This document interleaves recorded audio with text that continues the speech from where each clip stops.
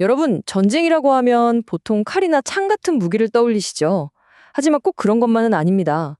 때로는 학자, 정치적인 후계자, 그리고 최고의 장인들을 두고 벌이는 이른바 정신과 손의 전쟁이 되기도 하거든요.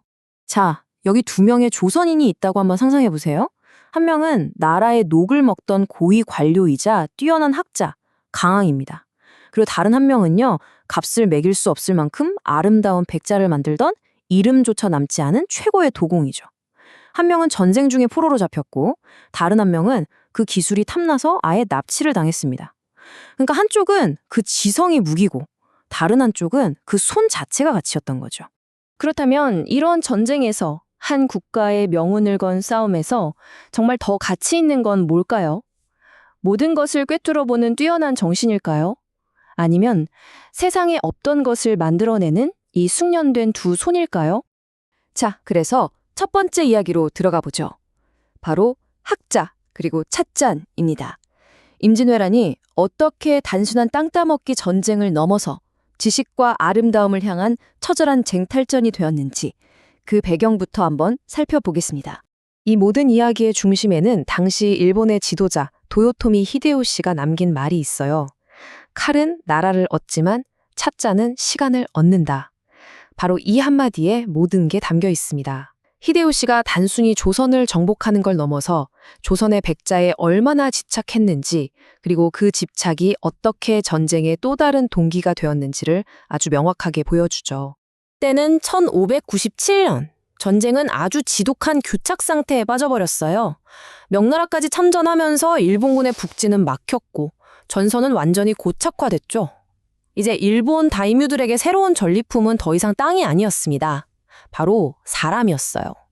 일본으로 데려가서 쓸모가 있을 가치 있는 인물들이요. 자, 이제 전쟁의 양상이 좀 달라집니다.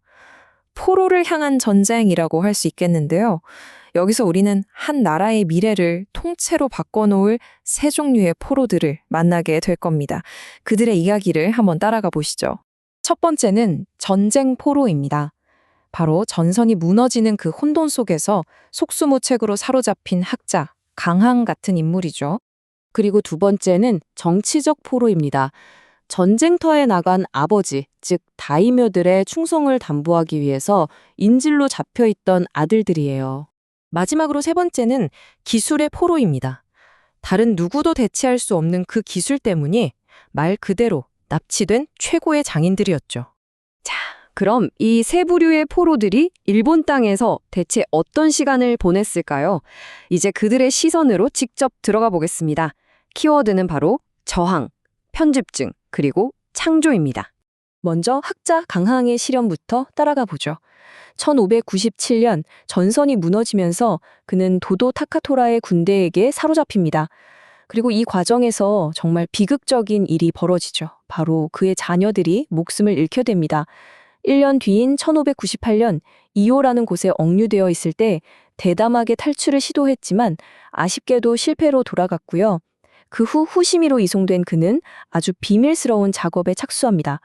그리고 마침내 1600년 일본의 핵심 정보를 품에 안고 그토록 그리던 조선으로 돌아오게 되죠. 근데 강항은 그냥 포로로만 있지 않았어요. 그의 저항은 아주 지적인 방식이었습니다. 굴복을 거부하고 끝까지 조선의 옷을 입고 관습을 지켰죠. 그러면서도 일본의 유학자 후지와라 세이카와 교류하면서 그의 학문을 돕기도 했습니다. 하지만 뭐니 뭐니 해도 가장 중요한 건 바로 그가 비밀리에 간양록이라는 엄청난 기록을 남겼다는 사실입니다. 일본의 정치, 군사력, 지리에 대한 아주 상세한 정보가 담긴 보고서였는데 이걸 자신에게 호의적이었던 중국 관리를 통해서 조선 조정에 몰래 전달하는 데 성공합니다. 그의 지식은 칼보다 더 날카로운 무기가 되어서 수년간 조선에 아주 결정적인 정보를 제공했죠. 이번에는 장소를 옮겨서 오사카 성으로 가보죠. 겉보기엔 화려하지만 실상은 금박을 입힌 세장 같은 곳이었습니다. 힘있는 다이묘들의 아들, 또 후계자들이 정치적인 인질로 잡혀있던 말 그대로 호화로운 감옥이었죠. 히데요시가 전쟁터에 나간 아버지들의 충성심을 확보하기 위해 만든 아주 교묘한 장치였습니다. 히데요시가 왜 이런 시스템을 만들었는지 그의 말을 들어보면 그 속내가 아주 명확하게 드러납니다. 칼을 쥐는 것보다 아이를 붙잡는 편이 낫다. 다이묘는 멀리 있어도 그의 마음은 여기에 묶어두어야 한다. 정말 냉혹하고 계산적인 논리죠. 그럼 이 금박세장 안에서의 삶은 어땠을까요?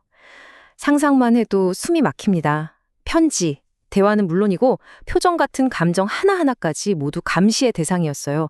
멀리 조선에서 아버지가 조금이라도 딴 마음을 품는 것처럼 보이면 오사카에 있는 아들은 바로 죽은 목숨이었죠. 심지어 서로 라이벌인 가문의 아들들이 한 공간에서 지내야 했으니 그 안에서 얼마나 많은 의심과 불신이 싹텄겠어요. 전선에서 아버지가 보낸 백자 찻잔 같은 선물은 한편으론 위안이면서도 딴 생각하지 말라는 섬뜩한 경고이기도 했습니다. 이 오사카성은 결국 히데요시가 죽은 후에 터져나올 거대한 정치적 갈등의 배양기였던 셈입니다. 자, 마지막으로 우리 장인들의 여정을 한번 따라가 볼까요? 그야말로 흰 흙을 찾아 떠난 길이었는데요. 먼저 사츠마 군대가 조선의 도공들과 그 가족들을 통째로 납치합니다. 이들은 일본 남부의 사츠마 지역으로 끌려가죠. 하지만 아무리 뛰어난 기술이 있어도 낯선 일본의 흙으로는 그들이 만들던 완벽한 백자를 재현할 수가 없었어요.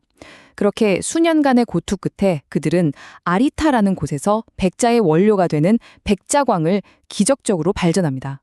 그리고 마침내 이 새로운 재료와 자신들의 기술을 결합해서 일본 최초의 본격적인 자기, 즉 일본 도자기 역사의 새로운 장을 열게 됩니다. 당시 사스마번의 다이묘였던 시마즈 요시히로가 남긴 말이 이 상황을 정말 잘 보여주는데요. 칼은 누구나 만들 수 있지만 이런 흰 그릇은 그렇지 않다. 이것을 만드는 손이야말로 진정한 전리품이다. 단순히 보물이 아니라 그 기술을 만들어내는 손 그 자체를 얼마나 귀하게 여겼는지 알 수 있는 대목이죠. 자, 지금까지 세 종류의 포로들 이야기를 들어봤는데요. 이들의 시간이 과연 어떤 유산을 남겼을까요? 마지막으로 불 속에서 벼려낸 유산을 통해 그들의 엇갈린 운명이 어떻게 역사의 흐름을 바꾸었는지 그 결과를 한번 확인해 보겠습니다. 이 표를 한번 보세요. 전쟁의 원래 목표와 실제 결과가 얼마나 달랐는지 정말 극명하게 드러나죠.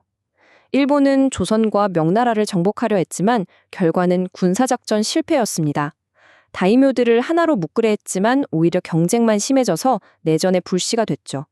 조선의 보물을 빼앗으려 했는데 그 결과는 세계적으로 유명한 일본의 도자기 산업을 탄생시킨 거였고요.